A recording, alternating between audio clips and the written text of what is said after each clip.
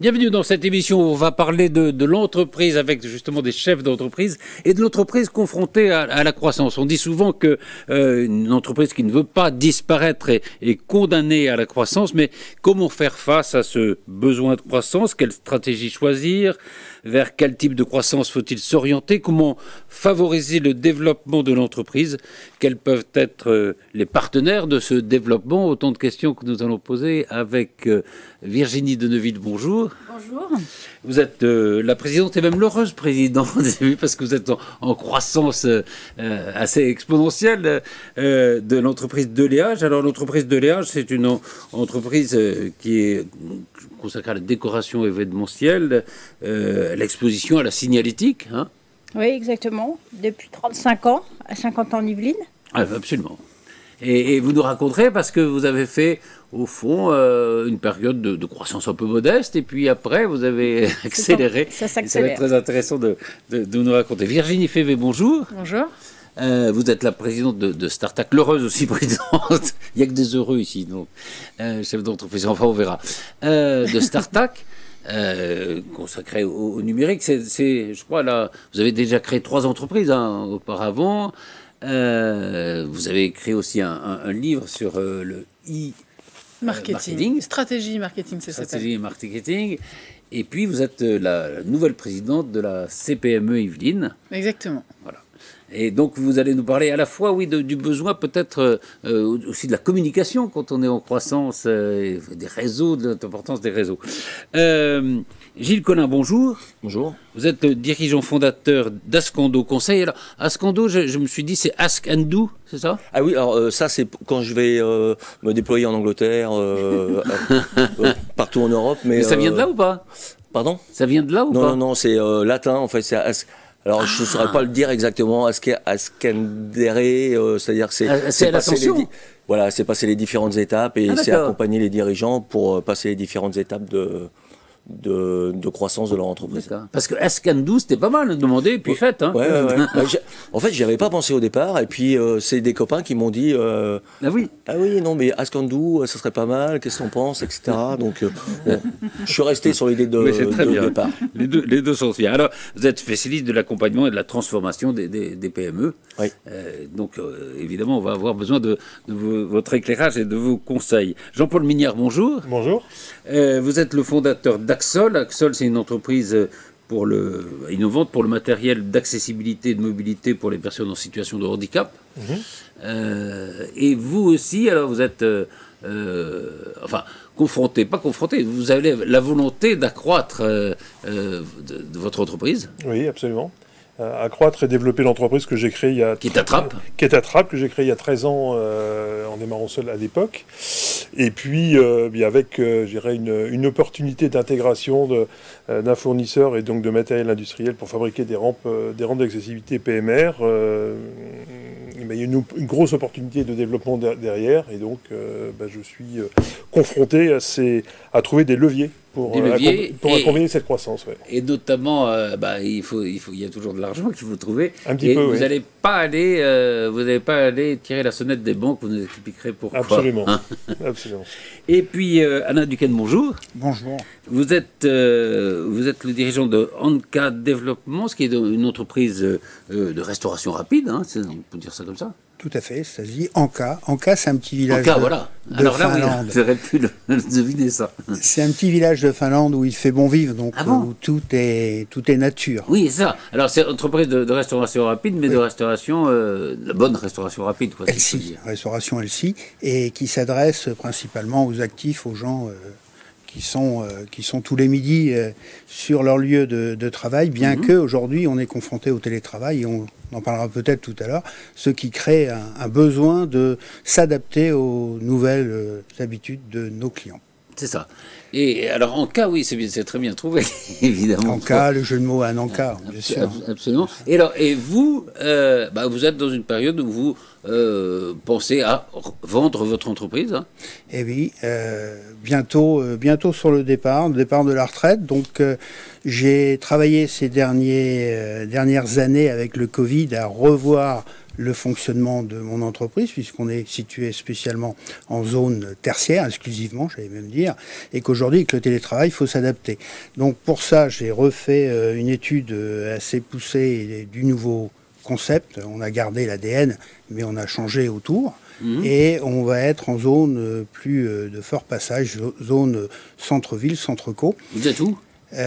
On est sur la région parisienne, Grenoble et Marseille. D'accord. Et on peut être dans toutes les grandes villes de France sans problème. Très bien.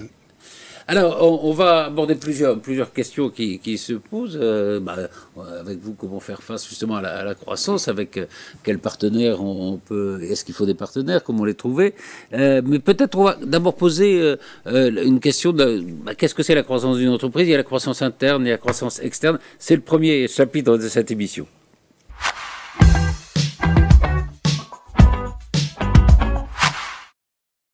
Alors, justement, Gilles Collin, peut-être avec vous, peut-être un mot, qu'est-ce que c'est? On dit la croissance d'une entreprise. Alors évidemment, c'est d'avoir plus de clients, d'avoir plus de chiffre d'affaires, mais c'est pas que ça. La croissance, en fait, ça permet de pérenniser l'entreprise.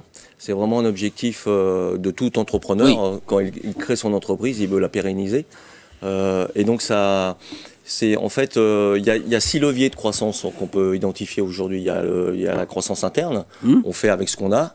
On développe plus, on va chercher plus de clients, on va communiquer plus, mais avec les ressources dont dispose l'entreprise. C'est-à-dire qu'on n'engage pas forcément plus de salariés Non, on essaie de faire mieux avec ce qu'on a. Voilà. C'est ça la croissance interne. Oui, donc il y a toujours des leviers à un moment donné, toujours des choses qu'on peut faire de façon différente.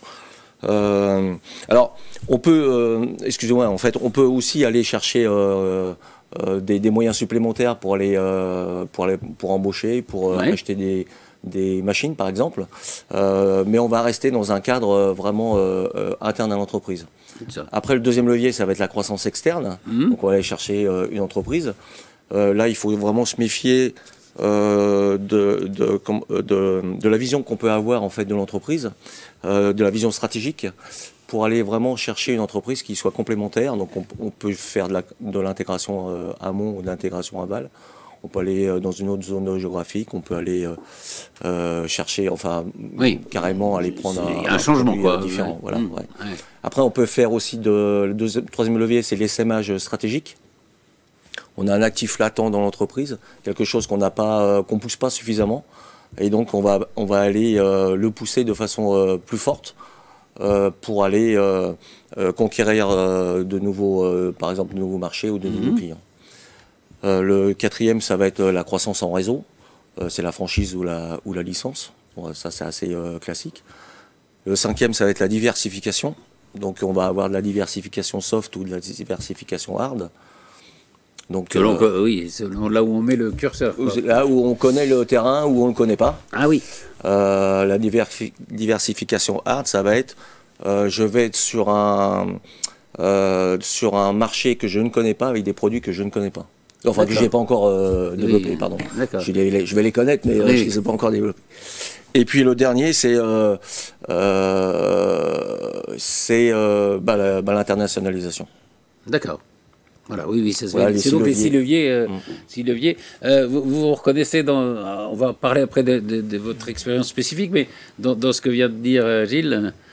Oui, absolument. Et sachant que, évidemment, ce n'est pas un levier unique, mais on peut avoir un mix de l'ensemble de ces leviers, effectivement, à activer. Voilà.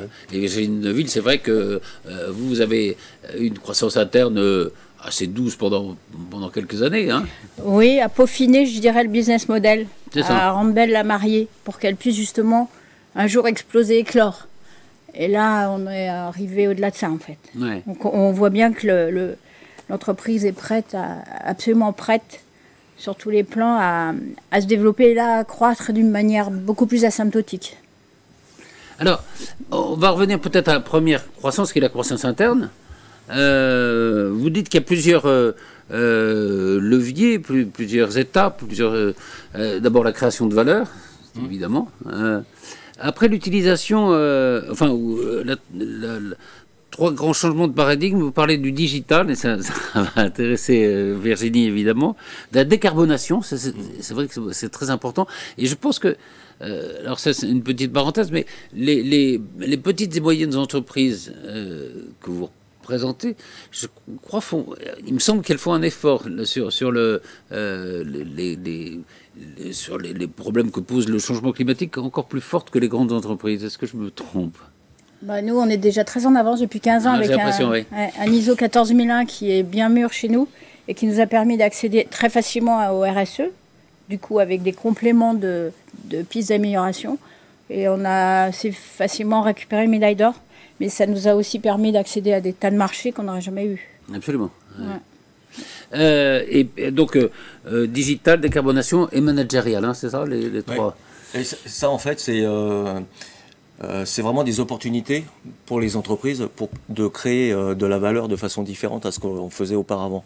Vous parliez, la première question au début, c'était de parler de croissance. Aujourd'hui, une entreprise, elle est obligée de faire de la croissance, faire du surplace, ça devient très dangereux. Ça l'était il y a 10 ans, il y a 15 ans, aujourd'hui ça l'est encore plus.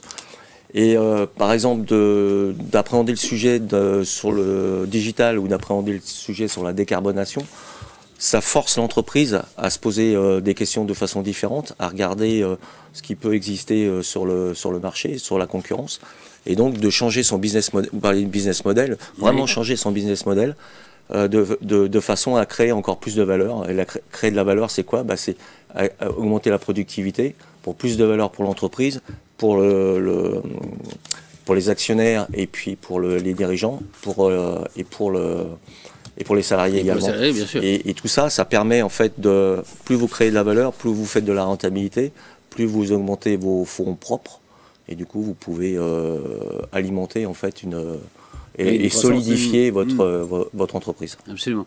Virginie, là-dessus, Gilles parle de digital, c'est vrai que c'est important au moment de la croissance, d'abord de le faire savoir et d'incarner aussi l'entreprise qu'on dirige. Je crois qu'à différents stades, j'entends souvent certains me dire on n'a pas besoin de ça, on vend et ça fonctionne. En fait, la mariée n'est jamais aussi belle que quand elle a besoin de rien. Et c'est vrai, je préconise souvent aux gens de commencer très très vite à travailler leur personal branding sur les réseaux sociaux, justement au moment où on a besoin de rien, puisque effectivement on est beaucoup plus attirant que lorsqu'on est en demande. Et je pense qu'en fait, ça répond à tellement d'objectifs, développer son chiffre d'affaires, rassurer ses clients, fidéliser, trouver des partenaires, trouver des investisseurs. Moi, j'avoue, ça fait maintenant 16 ans que je suis dans l'entrepreneuriat. Et je crois que sans LinkedIn, ça aurait été plus compliqué. Exactement. Ouais. Et ça ouvre des portes. Je rejoins Gilles aussi sur cette façon aussi de percevoir la stratégie. Aujourd'hui, on est plutôt dans une phase de co-création de produits avec nos clients. On voit plein d'entreprises qui ont pivoté parce que à la demande des clients finalement. C'est plus seulement un ressenti ou une volonté interne, c'est aussi répondre à une demande qui se construit avec les retours en ligne. Et c'est vrai que c'est important d'être présent sur ces plateformes et de ne pas négliger cet aspect-là. Et c'est vrai, oui, que c'est aussi une façon, c'est plus facile aujourd'hui aussi de faire connaître une entreprise que ça ne l'était il y a probablement 10 ou 15 ans. Oui, et puis il y a plusieurs paramètres qu'il faut prendre en compte dans le fait, vous disiez sur la partie incarnation, oui, on doit incarner notre entreprise parce que il y a 20 ans, c'était un gros logo, un gros bâtiment, on ne savait même pas qui était à la tête de l'entreprise. Voilà, aujourd'hui, on achète un produit. Un peu exactement. Hein. Et aujourd'hui, on achète un produit parce qu'on achète les valeurs du patron, de l'équipe. Et c'est important que ces valeurs soient communiquées. On veut aussi de l'humanisation, on veut une relation de proximité, exister face à l'entreprise. Et je pense que les choses ont bien changé et il faut prendre en compte ce paramètre. Jean-Paul Mignard et Virginie, vous utilisez les réseaux sociaux De plus en plus. De plus en plus. Et je dirais depuis maintenant 1 an et demi ou 2 ans. Et je dirais que les résultats sont absolument, effectivement, étonnants par rapport à ça. Étonnants en termes de retour, d'échanges, de personnes qui finalement qui interréagissent sur des posts qui sont donnés qu'on n'attendait pas du tout. Et puis de création directe de contact également avec des utilisateurs, par exemple, qui sont la plupart du temps filtrés par des revendeurs, des distributeurs auxquels on n'a pas accès. Et pas que quantitativement, mais également qualitativement, et en échange sur les produits et les services qu'on est à même d'apporter. Ce qui nous permet d'ajuster éventuellement, de scaler beaucoup plus directement par rapport à ça. Ouais. Virginie de Neuville. Nous, on a mis en place des routines pour que cette communication soit régulière, puisque la régularité est incontournable. Oui, il faut pas le faire de temps en temps et puis pas le faire pendant 3 mois. Donc la routine a permis ça. En effet, ça crée une dynamique d'entreprise qui est aussi une signature de Bien sûr. Voilà. À partir du moment où il y a une dynamique, on fait plus confiance à des gens qui sont dans le move et qui sont dynamiques, plutôt des gens qu'on ne sait pas ce qu'ils font. Ouais. Alain Duquesne, puisque vous êtes dans cette période de vente, évidemment, est-ce que... Les réseaux sociaux, c'est absolument incontournable, et je dirais même qu'avant, il suffisait d'avoir un beau bâtiment, un logo, pour un point de vente, une superbe devanture dans un emplacement numéro 1, l'emplacement. Oui, Aujourd'hui, les gens passent devant chez vous. Si vous ne faites pas de communication, ils ne vous voient pas, ils continuent et ils ne vous ont pas vu. Oui. Donc il faut absolument en faire, parce que la concurrence, elle, est active là-dessus. Surtout, on a vu beaucoup de jeunes issus des écoles de commerce arriver avec toutes, en remettant à plat les codes du commerce, et ils se sont emparés bien sûr des réseaux sociaux, et il y a des succès avec la communication notamment.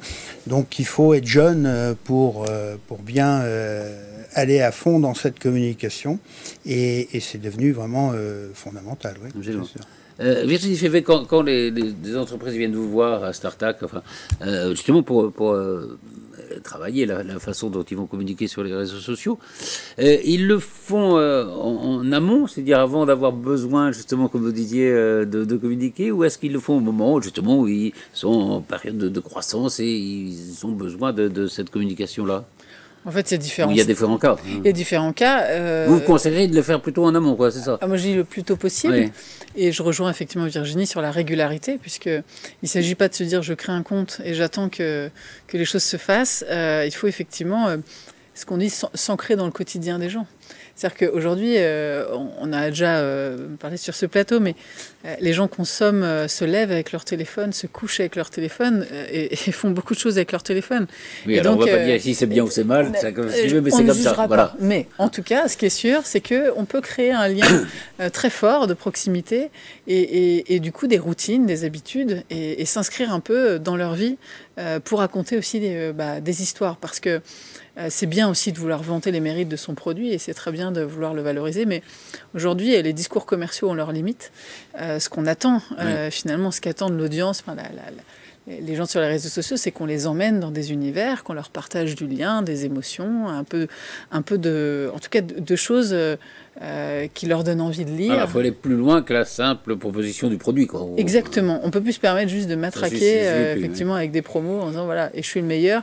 Et dire qu'on est le meilleur, ça n'a pas le même impact que raconter une histoire où son client dit quelque chose qui appuie en tout cas ce propos, quoi. Gilles Collin, vous parlez de nouveau aussi business mode et alors ça va peut-être intéresser notre ami Alain Duquesne, mais vous dites maintenant on peut vendre l'usage et non la possession. Alors est-ce que vous pouvez expliquer ça? Oui, alors ça c'est un sujet que j'aime beaucoup, qui est un peu peut-être encore parfois théorique en B2B. Moins en B2C. L'usage plus que la possession, c'est par exemple, vous avez l'usage de votre voiture, mais vous n'avez pas la possession de votre voiture. Donc ça, c'est l'éducation longue durée. Donc ça, on comprend bien.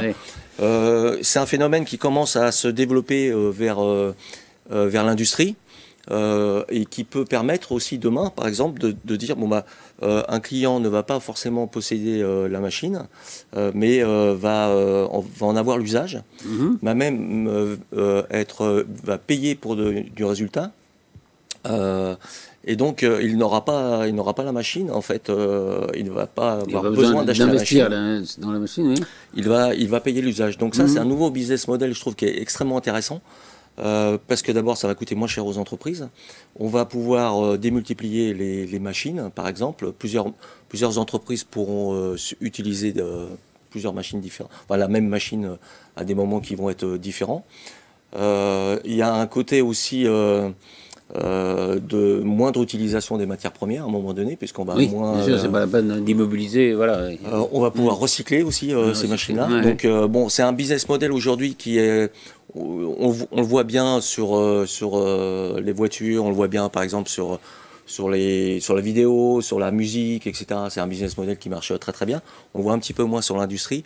Je pense qu'il y a beaucoup de potentiel là-dessus. On a fait un groupe de travail avec la CCI sur ce sujet et c'est vraiment... Oui, j'ai oublié de préciser que vous êtes membre de la Chambre de commerce et d'industrie des Yvelines. Voilà, je précise. Présidé par M. Kérou. Voilà, Guillaume Kérou, ouais, tout à fait. Et donc, c'est vraiment... je pense qu'à terme, ça va être relativement moteur. Il y a encore quelques freins qui sont aujourd'hui les banques, ne suivent pas forcément, puisqu'elles aiment bien investir contre une machine, pas forcément contre un service.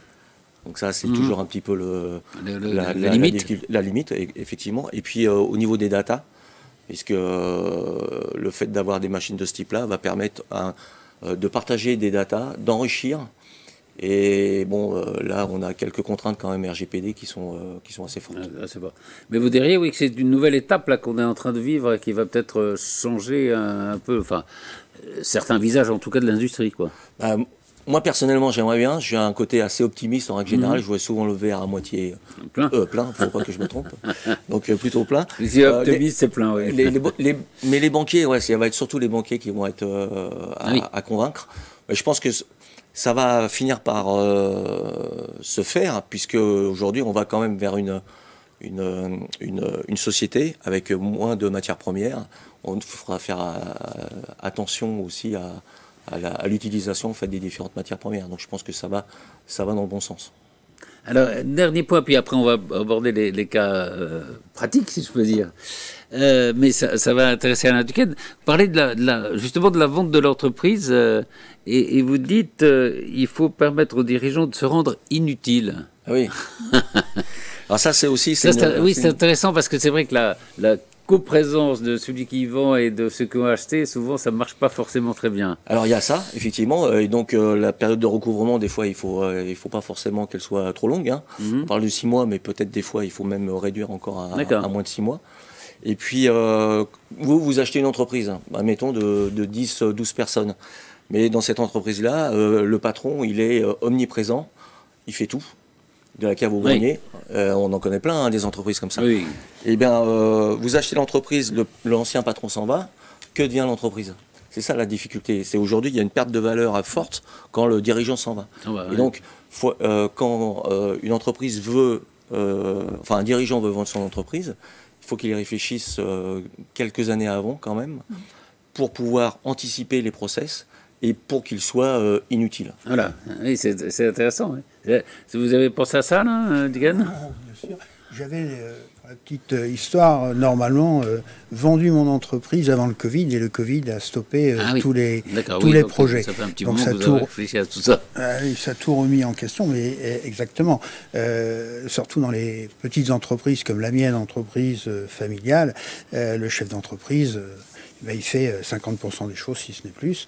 En tout cas, il est au départ de la stratégie de l'entreprise et la vente de l'entreprise où elle se fait avec tout un staff. Et à ce moment-là, c'est pas le même prix non plus, c'est pas la même entreprise non plus. Mais pour les petites entreprises, c'est assez difficile.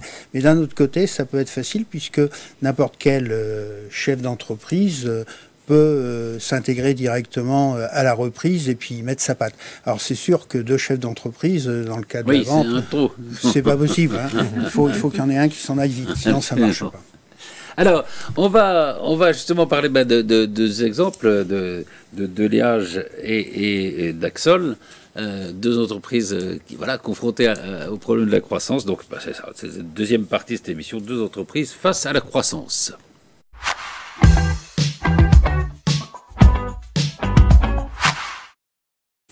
Alors, on va commencer avec vous, Jenny Deville, par parler de Liage.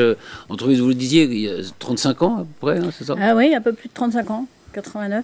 89. Ouais. Vous êtes toujours installé ici à Montigny-Bretonneux, puis effectivement à 50 ans d'Yvelines, donc à Elancourt. Voilà, en 2003, on a déménagé pour avoir des locaux plus grands. Alors je rappelle, vous êtes spécialisé dans la décoration événementielle, le stand, l'exposition, la signalétique. Hein. C'est ça, exactement. Donc un spectre large. Alors, vous dites, au fond, pendant assez longtemps, enfin depuis 35 ans, on a opté pour une progression maîtrisée, constante et régulière, hein, c'est ça? Oui, avec un objectif de créer un bel outil, du coup, je dirais, au niveau de mes moyens, de ma mesure. Et je voulais rester vraiment en maîtrise de l'outil, donc c'est la raison pour laquelle je suis restée seule aux commandes de l'entreprise, donc c'est la raison pour laquelle j'ai choisi une croissance douce. Et voilà. Aujourd'hui, effectivement, on parlait de rendre le chef d'entreprise, je dirais, d'oublier d'être l'homme clé. Donc j'ai beaucoup travaillé là-dessus. Oui. C'est-à-dire que, voilà, alors il y a eu cette croissance là, pendant une trentaine d'années jusqu'en 2019 à peu près, hein, et à partir de 2019, vous mettez l'accélérateur, quoi, c'est ça? Oui, alors à partir de 2019, c'est ça. Donc pendant le Covid, j'ai donc décidé de... Oui, il y a eu le Covid, hein, c'est important. Le Covid, nous, on a quand même réussi à convertir nos produits en produits Covid pour continuer à produire. Et l'outil a continué à fonctionner, un peu en sommeil, certes, mais on n'a pas du tout de gros problèmes. Et c'est à ce moment-là que j'ai décidé de moi libérer l'entreprise, libérer en tant que chef d'entreprise. De libérer de vous-même, oui. C'est ça, hein? Donc libérer l'entreprise, ça ne veut pas dire que j'abandonne le bateau, bien au contraire, ça veut dire que je travaille sur l'important et je ne travaille plus sur l'opérationnel, donc je ne travaille plus sur l'urgent. Donc vous avez transmis un certain nombre de prérogatives, de responsabilités à des salariés. C'est ça, donc on a fait du coaching individuel pour monter des gens en compétences. Et le fait de me mettre en recul, en métaposition finalement de mon entreprise, ça a eu plusieurs effets vertueux. L'un, de responsabiliser les collaborateurs qui se sont révélés complètement. Et deux, moi, d'observer mon entreprise pour aller mettre l'accent sur des travaux beaucoup plus stratégiques. Oui, il avait vu un peu de l'extérieur, quoi, presque, oui. hein, c'est ça. Et voilà. Ça fonctionnait facilement parce que...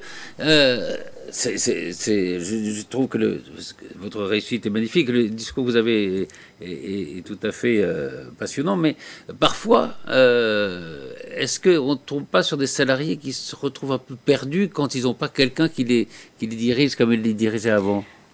Ce n'est pas abandonner le bateau, ça veut dire je les ai accompagnés. Ça s'est fait. Mais voilà, il faut trouver le bon. Et vous le disiez, il faut anticiper tout ça.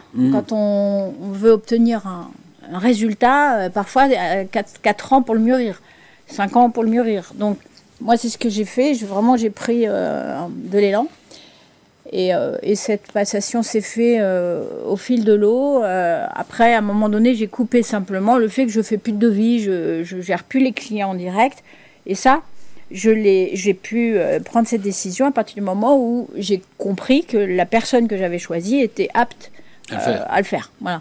Et à partir de là... Les clients n'en disent pas, mais oui, Madame de Neuville.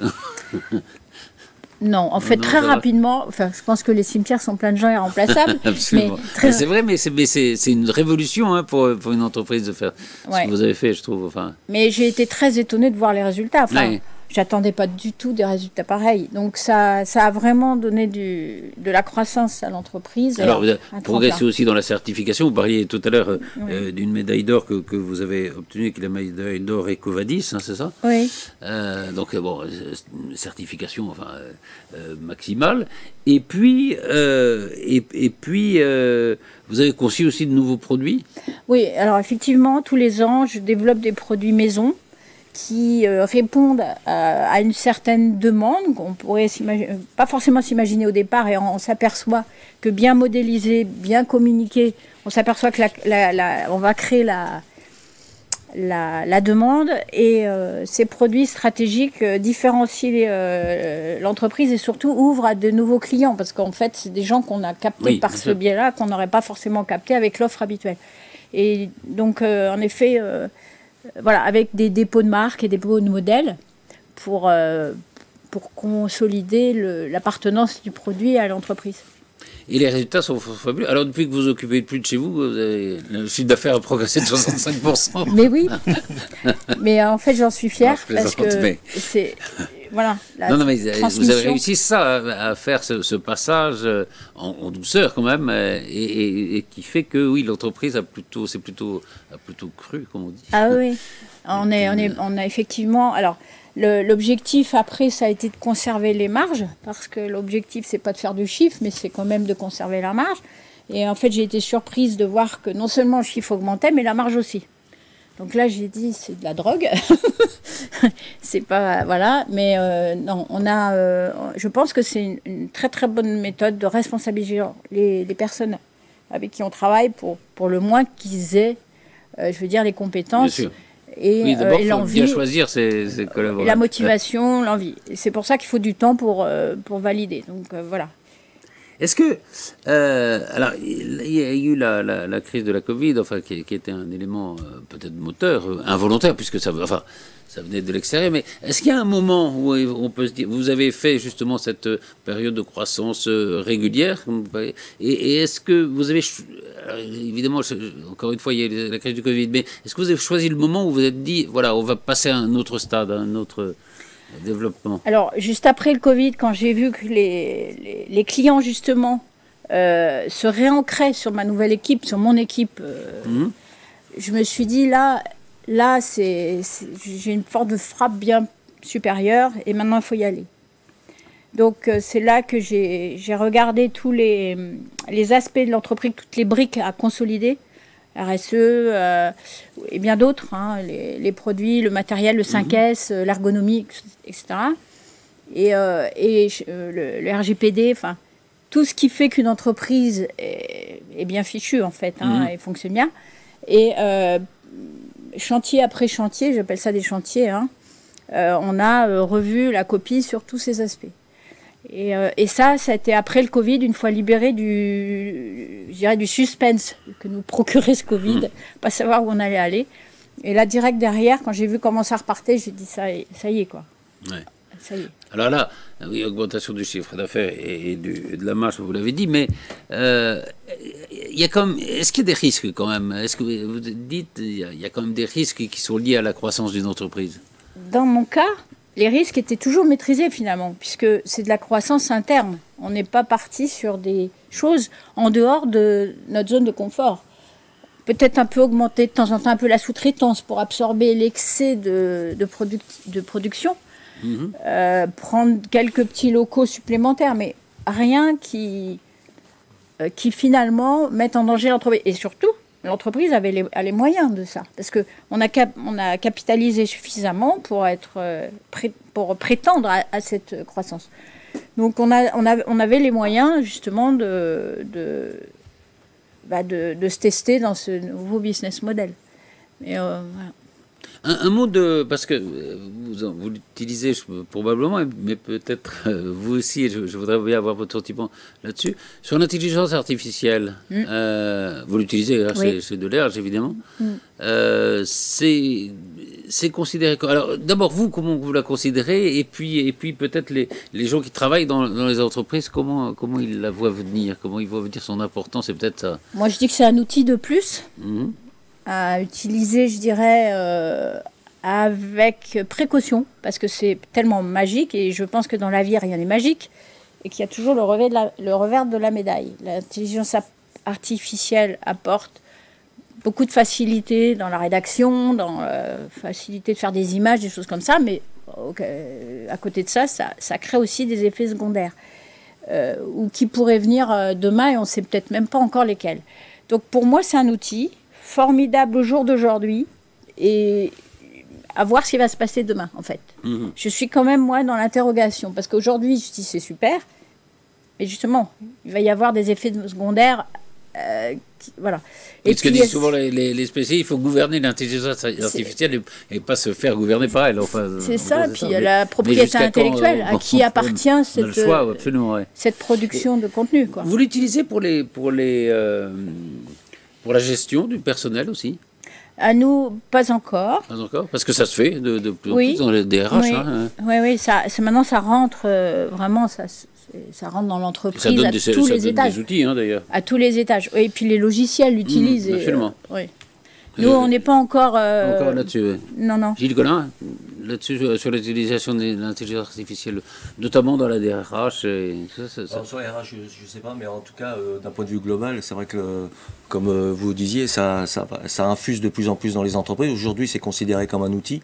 Effectivement, il va falloir quand même surveiller l'évolution de ça, parce que moi, je vois, par exemple, pour des codeurs, des informaticiens, ils vont utiliser l'intelligence artificielle pour aider dans le codage. Demain, jusqu'où ça va aller? C'est-à-dire, il y a plein de métiers comme ça qui peuvent être quand même en suspens. Ça va tellement vite. Il y a quoi, ça a un an et 3 mois, quoi, à peu près. Hein. Donc, on n'en parlait pas. Absolument. Ouais. Donc, c'est assez phénoménal, moi, je trouve, comme accélérateur. J'espère que ça va rester comme un outil qui va aider dans l'entreprise. Qu'on peut utiliser, qu'on peut maîtriser, quoi. Mais ouais, voilà, c'est ça. Après, il faudra surveiller la maîtrise quand même. Et juste, vérifier dans la communication, dans les réseaux sociaux, est-ce que ça pourrait remplacer avantageusement un community manager, non? L'IA. Alors, ce qui est sûr, c'est que ça solutionne pas mal de problèmes. On peut l'utiliser, en tout cas. Je ne dis pas que ça remplace. Déjà, c'est pas un tabou que de dire qu'aujourd'hui, une génération qui arrive avec des fautes d'orthographe et que c'est vrai qu'utiliser ne serait-ce que... On les voit plus déjà, ça le fait disparaître. Exactement, c'est-à-dire que ne serait-ce que corriger ses posts sur ChatGPT, c'est plutôt pas mal. Ensuite, effectivement, ça fait gagner un temps fou. Oui. Par contre, il faut quand même bien maîtriser l'art des prompts. Ouais, évidemment, parce que sinon, ça peut faire des choses assez superficielles. Oui, donc comme ça, c'est assez banal, généralement. Vous disiez, il faut s'impliquer dans cette communication à travers les réseaux sociaux. Enfin, faut avoir un peu de chair, quoi. Et c'est vrai que s'il y a que l'intelligence artificielle, elle est un peu... Et puis, il y a des notions à distinguer, parce que l'IA existe depuis des années. C'est parce qu'elle est portée au public et qu'elle permet l'accessibilité au grand public. En revanche, il ne faut pas confondre l'IA et l'automatisation. C'est-à-dire que certains pensent qu'un bot sur un site, un chat, c'est de l'IA. Bon, l'IA, c'est quand même une intelligence qui apprend. C'est quand même bien plus sophistiqué. Oui, c'est ça, c'est pas juste, ça ne reproduit pas juste. Hein, exactement. Mais ce qui est intéressant en revanche, c'est que, alors nous on intervient beaucoup en intra dans nos formations, on a beaucoup d'entreprises qui nous sollicitent pour des problématiques très précises et pour travailler aussi effectivement au sein de la stratégie. Il y a aussi des agences qui commencent à l'utiliser pour trouver des punchlines. Il y a vraiment, quand on pousse l'outil et qu'on le connecte à plusieurs autres outils, c'est plutôt intéressant. Et donc il y a plein de possibilités. Donc l'IA, ça veut tout dire et rien dire. On l'utilise chacun à notre niveau. Ce qui est sûr, c'est que pour l'instant, en première step, en tout cas, l'utiliser pour faire ses posts LinkedIn, c'est vrai qu'au lieu de passer 3 heures par mois, si on peut y passer 1 heure, ça peut libérer un peu de temps et ça peut être intéressant en tout cas. Ouais. Jean-Paul Mignard, on va parler d'Axol, qui est aussi une entreprise en développement. Alors, vous le disiez, vous l'avez créé il y a 13 ans. 13 ans, vous venez où de l'industrie, oui, de l'industrie agroalimentaire. Voilà. Absolument rien à voir. Rien à voir. Donc c'est une entreprise qui fabrique et distribue des solutions d'accessibilité et de mobilité pour les particuliers, pour les collectivités et pour les entreprises.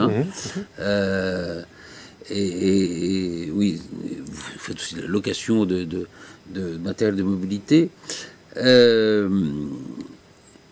Vous êtes combien de salariés aujourd'hui? 17 salariés aujourd'hui, dans cette entreprise, oui. Voilà, vous êtes à Trappes. Et alors, vous avez décidé, là c'est une décision forte, de tripler votre chiffre d'affaires, c'est ça? C'est l'objectif, dans les 4-5 ans à venir, de tripler le chiffre d'affaires. Alors là, c'est sur une...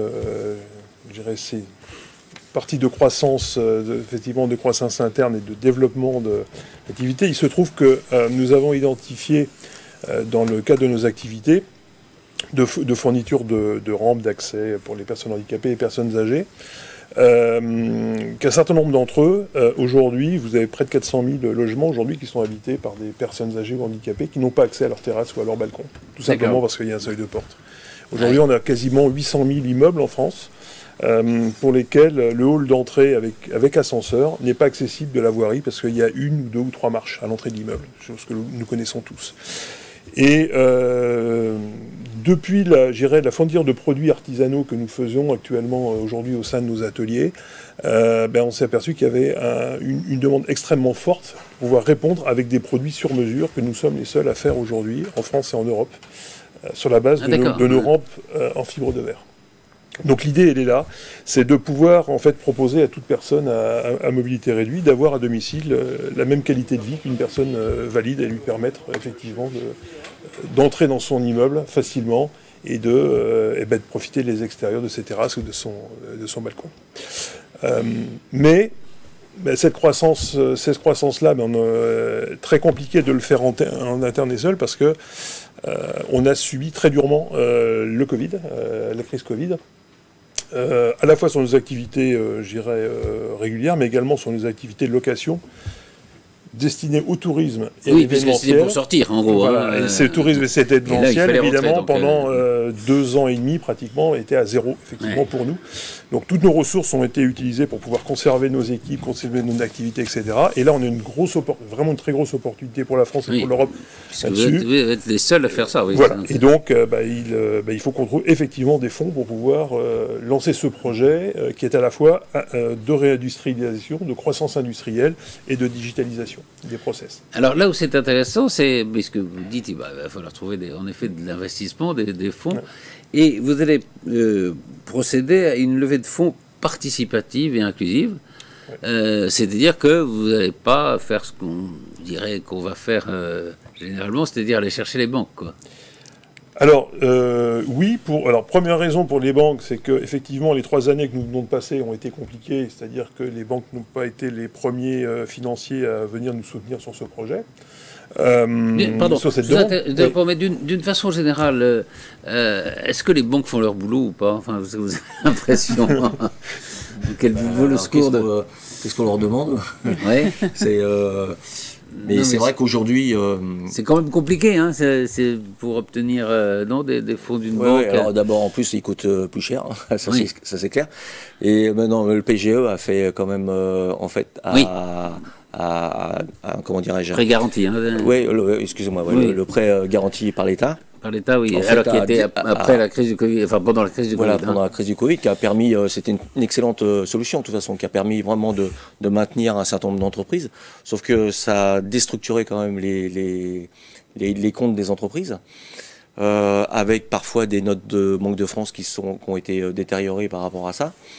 Et donc aujourd'hui, en fait, ce qui s'est passé, c'est qu'on a prêté de l'argent à des entreprises pour assurer leur quotidien. Oui. Et le jour où ils ont besoin de l'argent pour se développer, il n'y en a plus, forcément, c'est déjà utilisé. Donc c'est une vraie difficulté. Et c'est vrai que certaines banques ne sont pas toujours hyper... elles regardent les ratios vraiment au cordeau. Je reviens à vous, Jean-Paul Mignard, mais oui, je parlais à la présidente de la CPME. Alors déjà, j'annonce, mais Gilles aussi préside la commission entreprises en difficulté à la CPME du département. Donc c'est aussi, l'idée, c'est de trouver d'autres solutions.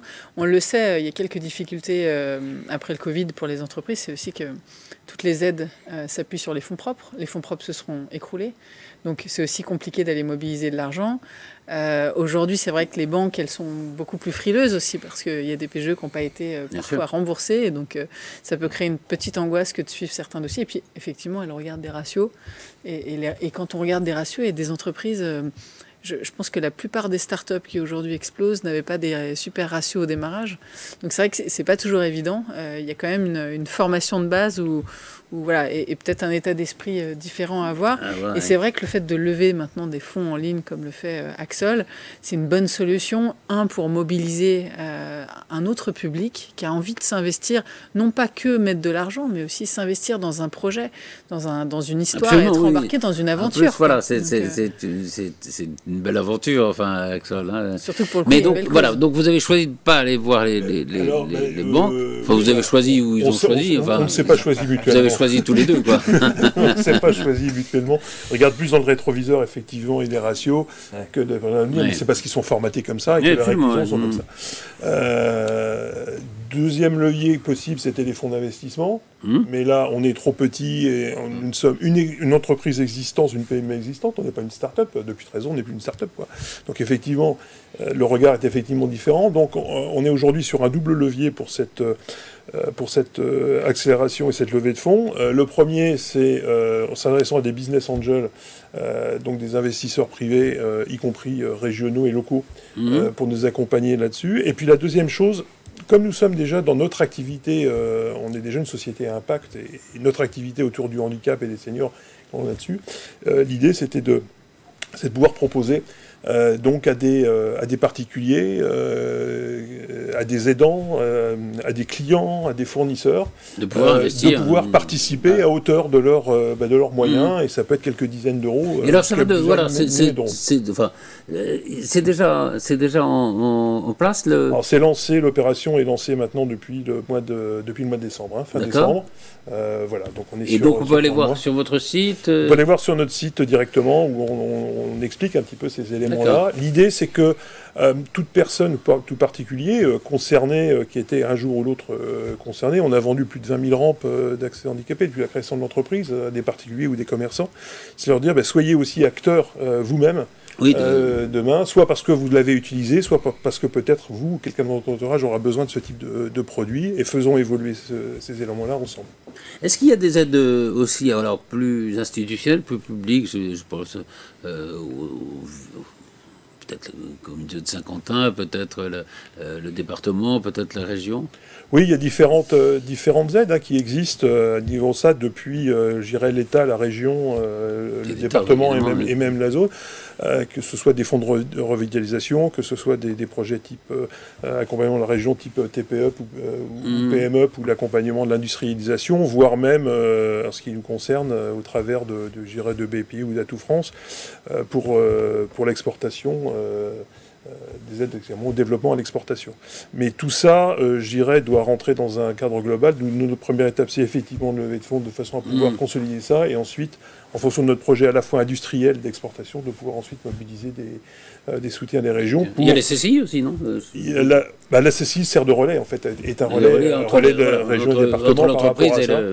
Voilà, notre vocation étant sur le territoire, à la fois de développer de l'industrialisation, parce que je n'ai pas dit, c'est que ces produits, tous ces outillages, c'est une activité que nous avons repris à un fournisseur anglais que nous avons rapatrié en France il y a 4 ans maintenant. Donc c'est une nouvelle industrialisation sur le territoire de Saint-Quentin-en-Yvelines, mais c'est également de la création d'emplois, et notre objectif à 4 ans, c'est d'augmenter de 45% notre masse salariale. Vous disiez, vous êtes 18 dans cette entreprise, donc c'est presque familial, j'allais dire.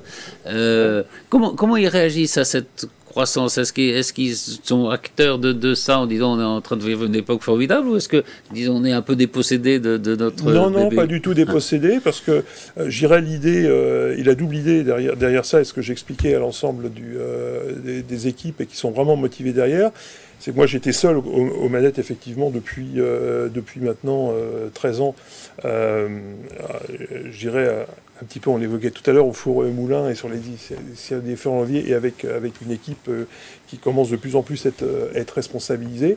Mais c'est aussi l'opportunité, en particulier avec des business angels qui souhaitent, participer et s'investir à temps partiel, de pouvoir avoir des nouvelles compétences et un nouveau regard qui rentre dans l'entreprise, et qui nous permettent également d'accélérer et de trouver de nouveaux axes de développement. Virginie, un mot justement sur la levée de fonds. Vous l'avez fait beaucoup pour des startups. Que vous adressez à qui dans ce cas-là?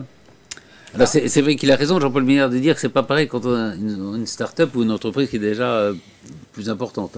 Exactement, ça dépend le stade où on en est, effectivement. Si on est en amorçage ou si on est en accélération, les fonds mobilisables ou les réseaux ne sont pas les mêmes déjà. Et puis ensuite, il y a le choix de lever des fonds par des réseaux ou par des business angels individuels. C'est vraiment une stratégie à mettre à plat.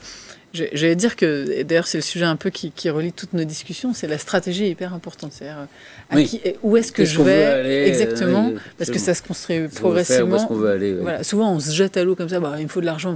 Et en fait non, il y a combien je dois lever, pour faire quoi, quels sont mes objectifs, et comment je vais le faire, quels sont mes moyens à disposition, ce qui me manque. Et en fonction de ça, on construit une vraie stratégie. Bon, j'allais dire, et ça c'est ma casquette numérique, que Le digital, encore une fois, dans ces moments-là, est vraiment clé. Moi, j'ai levé des fonds aussi comme ça. C'est-à-dire qu'effectivement, j'ai travaillé mon personal branding, j'ai partagé mon histoire, j'ai partagé mon parcours, mes valeurs. Et puis, je suis allée cibler les gens qui m'intéressaient et ceux que je voulais voir dans mon capital. Et j'ai pas tapé large en me disant, sur un malentendu, celui qui vient. Exactement. Et donc, c'est important d'avoir cette stratégie, de la réfléchir. Voilà, une stratégie. Effectivement. Alors, on va aborder le dernier volet de cette émission, c'est celui de la vente de l'entreprise avec vous, Alain Duquesne.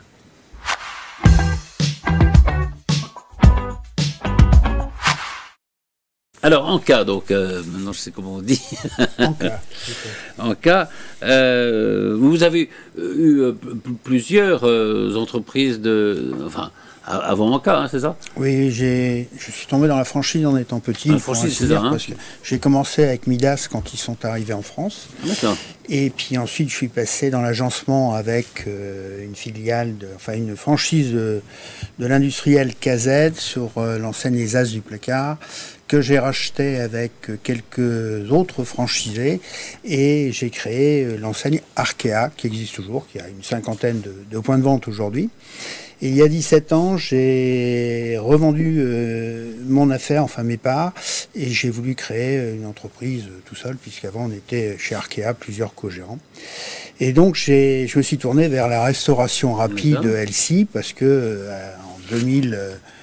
en 2008, c'était quasiment le secteur qui avait le plus d'espoir de croissance. Donc j'ai créé Anka. À l'époque, il y avait surtout McDo et puis la malbouffe, et pas trop de restauration rapide comme on a aujourd'hui. Aujourd'hui, il y a pléthore d'offres, donc on est habitué. Et pour la qualité s'est améliorée, mais à l'époque, il y avait pas... À l'époque, il n'y avait pas grand-chose.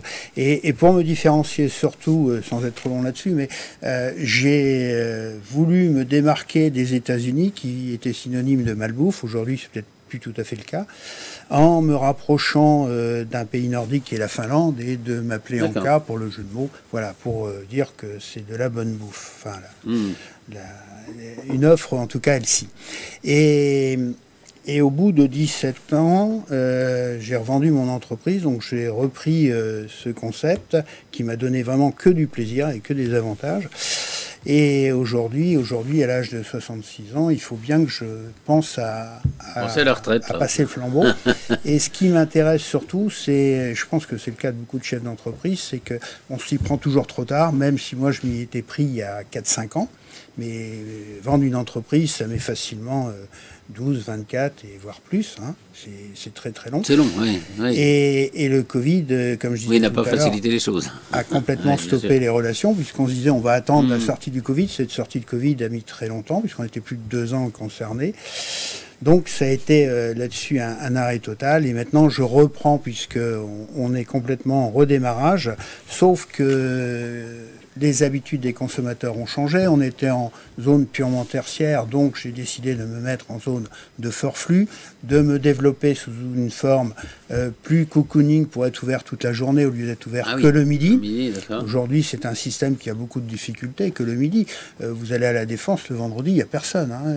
Il y a le télétravail et tout ça, qui a changé complètement les choses, bien sûr. Donc il faut se diversifier, et le modèle que j'ai conçu, j'y crois beaucoup, avec une complémentarité de l'offre en lançant le B2B, c'est-à-dire un peu l'événementiel, mais entre 5 et 20 personnes, pas plus. On reste dans nos clients que l'on connaît bien. Mais pour lancer tout ça, il faut remettre de l'investissement financier, de l'investissement humain, et il faut que j'ai un partenaire, un repreneur qui vienne reprendre le travail que j'ai fait depuis quelques années pour ce nouveau concept. Et moi qui puisse prendre une place au soleil bien méritée. Mais ce qui me ferait vraiment mal au cœur, c'est de perdre mon enseigne et de ne pas pouvoir trouver la personne. Qu'elle disparaisse avec vous, si je peux dire. Qu'elle vienne à mourir toute seule. Et alors, comment on fait? Alors, voilà, je dis, maintenant, je voudrais bien prendre une retraite méritée, je veux vendre mon entreprise. Comment on fait? On passe des annonces, on fait... Non, les annonces, c'est pas le meilleur moyen, mais on s'adresse à des banques d'affaires, ou à des personnes qui sont spécialisés là-dedans, qui vont voir des cibles et qui mettre en relation des éventuels acheteurs. D'accord. Voilà. Mais bon, toujours pareil, la période Covid aujourd'hui, elle n'est pas non plus très... les banques sont pas non plus très fastes à suivre les projets comme ça. Parce que quand un repreneur va voir une banque qui va lui présenter les bilans de l'entreprise, les bilans de l'entreprise en période Covid sont pas bons. Et donc, pour lever de l'argent, notamment auprès des organismes bancaires, c'est quasiment mission impossible. Donc, l'entreprise est vendable au niveau de son projet commercial, parce que la franchise, ça monte très vite. Hein, quand on a un produit bankable, on peut y aller. Ça se démultiplie très vite. C'est une bonne formule. Mais aujourd'hui, c'est difficilement finançable parce que tous les banques et les investisseurs vont regarder le côté financier passé, le côté bilan. Et le côté bilan, il faut encore attendre 2 ans pour que ça se stabilise. Voilà. Oui. Si je peux me permettre, j'ajouterais aussi, et je pense que Gilles, ça rejoint un peu ce que tu disais au démarrage, mais il y a aussi le capital immatériel qu'on ne valorise pas toujours dans un bilan et qui ne se voit pas toujours. La marque, la fréquentation du site, la notoriété sur les réseaux. Alors, évidemment, mais il y a le travail du chef d'entreprise. Il y a le travail, et c'est vrai que le plus dur, moi-même pour avoir vécu ces périodes, mais c'est vrai que le plus dur, c'est aussi de prendre du recul pour savoir ce qu'il y a de la valeur aussi aux yeux d'un potentiel investisseur, repreneur, et que parfois c'est de gens comme toi. Oui, effectivement, ça permet d'avoir une prise de recul qui permet de se dire ah d'accord, ça je l'ai pas valorisé dans mon bilan pendant des années. Et finalement, parce qu'à une époque, c'est vrai qu'on avait cette habitude de valoriser les locaux, les machines, etc. Et que c'était quelque chose de très rationnel sur ce qui était palpable ou matériel. Et effectivement, et quand je discute aussi maintenant avec les commissaires aux comptes, etc., on a ce retour-là, de ce fameux capital immatériel qu'on a du mal à... Je ne sais pas si tu veux dire un mot dessus, mais... faut juste, effectivement, un repreneur va être intéressé par le projet, enfin, l'avenir. Donc tu as préparé déjà, vous avez préparé un plan d'avenir qui peut intéresser bien évidemment un repreneur, et du coup il pourra se payer en quelque sorte sur ce projet de développement. Donc il y a tout l'immatériel, les actifs. Le développement, c'est pas que le passé. Oui, exactement. On parle des fois aussi de parce que le bilan, ça se fait sur le passé, mais le développement et la valeur d'une entreprise, c'est aussi son avenir, quoi. C'est ça qu'il faut. D'une façon générale, et pour conclure, parce que malheureusement, on a fini le temps qui nous était imparti. Justement, Alain Duquet devant son entreprise. Est-ce que vous avez l'impression qu'on est dans une époque, moi j'ai cette impression-là, mais où justement le désir d'entreprendre, le désir d'être responsable soi-même de ce qu'on fait, d'être chef d'entreprise, est plus fort aujourd'hui qu'il l'a été par le passé en France? Ah, c'est sûr, la création d'entreprise d'ailleurs est assez forte et on le voit. Absolument. Et puis en fait...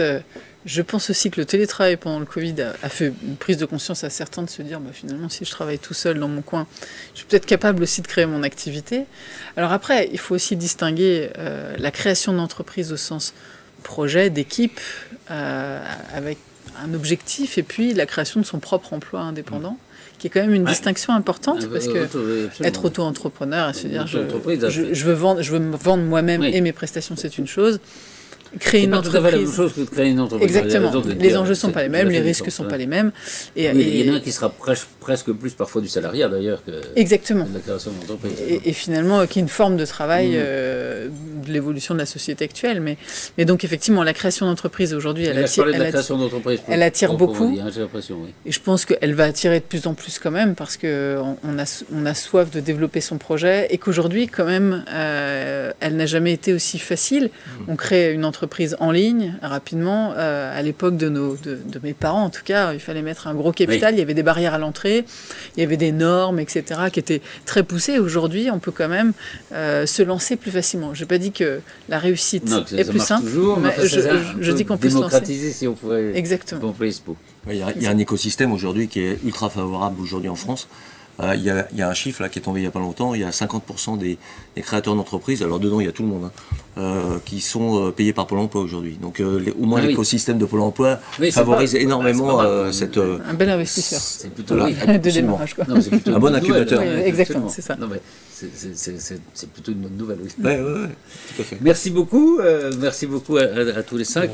Et alors, je ne sais pas ce qu'il faut vous souhaiter, mais enfin, bravo déjà pour ce que vous avez accompli. Et puis, voilà. Je ne sais pas si on dit bonne chance, oui, on peut dire ça. On dit merde.